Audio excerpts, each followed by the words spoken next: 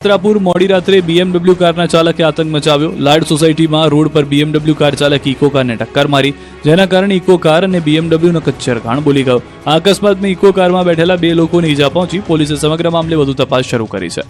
તો Shamlaji Himmatnagar national highway પર અકસ્માતમાં એકનું મોત, એકને ગંભીર ઈજા પહોંચી। પિકઅપ ડાલાએ બાઇક સવાર દંપતીને ટક્કર મારી। પત્નીનું ઘટના સ્થળે મોત થયું, જ્યારે પતિ ગંભીર રીતે ઘાયલ થયો।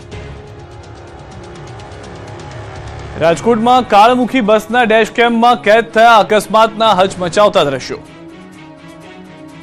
રાજકોટ શહેરમાં બેફામ દોડતી સિટી બસના ચાલકે અકસ્માત સર્જ્યો હતો, તેના હચમચાવી નાખતા નવા દ્રશ્યો સામે આવ્યા છે। રાજકોટના ઇન્દિરા સર્કલ નજીક ટ્રાફિક સિગ્નલ ખુલતાની સાથે જ પાછળથી માથેલા સાંડ માફક આવતી સિટી બસના ચાલકે એક સાથે 7 થી 8 વાહનોને અડફેટે લીધા હતા અને નિર્દોષ લોકોના શરીર પર બસના ટાયર ફરી વળતા કુલ 4 લોકોના મોત નીપજ્યા હતા। આ સિટી બસના ડેશ કેમમાં અકસ્માતના હચમચાવતા દ્રશ્યો કેદ થઈ ગયા છે। સિટી બસના ડેશ કેમમાં અકસ્માતની ભયાનકતા જોઈ શકાય છે કે જે બસ ચાલક સિગ્નલ ખુલતા પૂરપાટ જઈ રહ્યો છે અને તેની આગળ જે આવ્યું તેને કચડી આગળ વધી રહ્યો છે। અચાનક જ બસની ટક્કર લાગતા વાહન ચાલકો ડરી જાય છે, બેલેન્સ ખોઈ બેસે છે। બીજી તરફ સિટી બસમાં બ્રેક ફેલ ન હોવાનું સામે આવ્યું। આરટીઓની પ્રાથમિક તપાસમાં બહાર આવ્યું કે મનપાએ બસ ખરીદી અને તેને 19 મહિના જ થયા હતા। સિટી બસની કોઈ જ ખામી ન હતી, બસનો વીમો પણ ચાલુ હતો। તો અકસ્માત બાદ પથ્થરમારા મામલે પોલીસે કાર્યવાહી કરી છે। અજાણ્યા માણસોના ટોળા સામે ગુનો દાખલ કરાયો છે। 15 થી 20 લોકો સામે ગુનો દાખલ કર્યો। યુનિવર્સિટી પોલીસ સ્ટેશન ખાતે નોંધાયો ગુનો। સિટી બસમાં તોડફોડ, પોલીસની ફરજમાં રૂકાવટ કરવી, ડ્રાઈવરને માર મારવો સહિતની બાબતોને લઈને પોલીસ ફરિયાદ દાખલ કરવામાં આવી। પબ્લિક પ્રોપર્ટી ડેમેજ એક્ટ, મારામારી, રાયોટિંગ, ફરજ રૂકાવટ સહિતની કલમ હેઠળ ગુનો દાખલ। આ તરફ રાજકોટના કોટીચા ચોકમાં સિટી બસ રોકી NSUI દ્વારા ઉગ્ર વિરોધ પ્રદર્શન। રાજકોટમાં બેફામ દોડતી સિટી બસને લઈને કોંગ્રેસ અને NSUI દ્વારા વિરોધ પ્રદર્શન કરવામાં આવ્યું। બસને રોકીને હલ્લાબોલ કરવામાં આવ્યો। રાજકોટ શહેર કોંગ્રેસ દ્વારા મહાનગરપાલિકા કચેરીએ વિરોધ નોંધાવવામાં આવ્યો હતો। કોંગ્રેસના નેતાઓએ કચેરી ખાતે એકત્ર થઈને સિટી બસના આતંક મુદ્દે વિરોધ કર્યો હતો। ભ્રષ્ટાચાર નાબૂદ કરોના નારા લગાવ્યા હતા। સાથે જ કમિશનરને અકસ્માત સંદર્ભે આવેદન આપવામાં આવ્યું હતું। ઘણા સમય બાદ કોંગ્રેસના દિગ્ગજ નેતાઓ વિરોધ પ્રદર્શનમાં એક સાથે દેખાયા। બીજી તરફ NSUIના પ્રદેશ પ્રમુખ સહિતના કાર્યકર્તાઓ પણ સિટી બસના અકસ્માતને લઈને રોડ પર ઉતર્યા હતા। શહેરના કોટીચા ચોક ખાતે પોસ્ટર સાથે રોડ પર ઉતરી વિરોધ કર્યો હતો। સિટી બસને અટકાવી હતી અને રસ્તા રોકો આંદોલન કર્યું હતું। બાદમાં કાર્યકર્તાઓ સિટી બસમાં બેસી ગયા હતા। જોકે આ સમયે ત્યાં હાજર પોલીસ જવાનોએ 20 કાર્યકર્તાઓની અટકાયત કરી હતી। આ દરમિયાન પ્રદેશ પ્રમુખનો શર્ટ ઝપાઝપીમાં ફાટી ગયો હતો। માલવીયાનગર પોલીસ દ્વારા NSUIના હોદ્દેદારો અને કાર્યકર્તાઓની ટીંગાટોળી કરવામાં આવી હતી। નેશનલ હેરાલ્ડ કેસને લઈને ગુજરાત સહિત રાજ્યભરમાં ભાજપ દ્વારા વિરોધ પ્રદર્શન। નેશનલ હેરાલ્ડ કેસને લઈને રાજકારણ ગરમાયું છે। દેશભરમાં ભાજપ દ્વારા વિરોધ પ્રદર્શન કરવામાં આવ્યું, ત્યારે ગુજરાતમાં પણ ભાજપના કાર્યકર્તાઓ રસ્તા પર ઉતર્યા હતા, વિરોધ કર્યો। અમદાવાદમાં ભાજપના નેતાઓ દ્વારા હેરાલ્ડ કેસને લઈને ઉગ્ર વિરોધ પ્રદર્શન કરવામાં આવ્યું। શહેરના ટાઉન હોલ ખાતે ભાજપના નેતા અમિત શાહની આગેવાનીમાં ભાજપના કાર્યકર્તાઓ એકત્ર થયા હતા। સોનિયા ગાંધી અને રાહુલ ગાંધીના પોસ્ટરો સાથે હલ્લાબોલ કર્યું અને પુતળાનું દહન કરી કડક સજાની માંગ કરી। વિરોધના આ દ્રશ્યો છે ગાંધીનગરના। અહીં પણ શહેર ભાજપ દ્વારા વિરોધ પ્રદર્શન કરાયું। ગાંધીનગર ધારાસભ્ય રીટાબેન પટેલની આગેવાનીમાં વિરોધ પ્રદર્શન થયું। કોંગ્રેસના નેતા સોનિયા ગાંધી અને રાહુલ ગાંધીનો નેશનલ હેરાલ્ડ કેસમાં થયેલ ચાર્જશીટ અંગે ભાજપે વિરોધ કર્યો। ભાજપના કાર્યકરોએ રાહુલ ગાંધીના પુતળા દહન કરી વિરોધ કર્યો।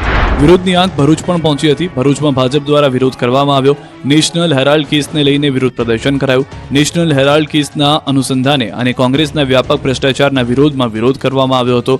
વિરોધ પ્રદર્શન અને પુતળા દહનનો કાર્યક્રમ ભરૂચ શહેરના હનુમાનજી મંદિર, પટેલ સુપર માર્કેટ ખાતે યોજાયો હતો। પોલીસે પુતળા દહન કરતા પહેલા જ કાર્યકરો પાસેથી પુતળા કબજે કરી તેમને સ્થળ પરથી દૂર કરાવ્યા હતા। કાર્યક્રમ દરમિયાન કાર્યકરો દ્વારા કોંગ્રેસના નેતાઓ વિરુદ્ધ નારા લગાવવામાં આવ્યા અને ભ્રષ્ટાચારના વિરોધમાં જનજાગૃતિ માટે સંકલ્પ લેવામાં આવ્યો। તો સુરત શહેરમાં પણ ભાજપે વિરોધ પ્રદર્શન કર્યું। નેશનલ હેરાલ્ડ કૌભાંડમાં કોંગ્રેસ સામે પ્રદર્શન, પોસ્ટર સાથે ભાજપનું વિરોધ પ્રદર્શન। શહેર ભાજપ પ્રમુખની આગેવાનીમાં પ્રદર્શન જોવા મળ્યું હતું।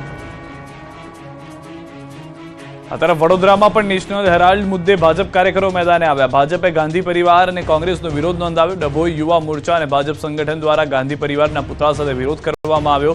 આંબેડકર ચોક પાસે સોનિયા ગાંધી અને રાહુલ ગાંધીના પુતળા સાથે વિરોધ નોંધાવવામાં આવ્યો।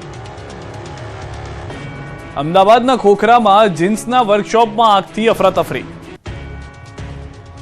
અમદાવાદના ખોખરામાં અઠવાડિયામાં બીજી વાર આગની ઘટના સામે આવી। ખોખરા વિસ્તારમાં અનુપમ સિનેમા નજીક શરણમ 5 એપાર્ટમેન્ટમાં ચોથા માળે 401 નંબરમાં આવેલા જીન્સના કાપડની દુકાનમાં આગ લાગી। કપડા હોવાથી જોતજોતામાં આગે વિકરાળ સ્વરૂપ ધારણ કરી લેતા એપાર્ટમેન્ટ તેમજ આસપાસના લોકોમાં અફરાતફરીનો માહોલ સર્જાયો।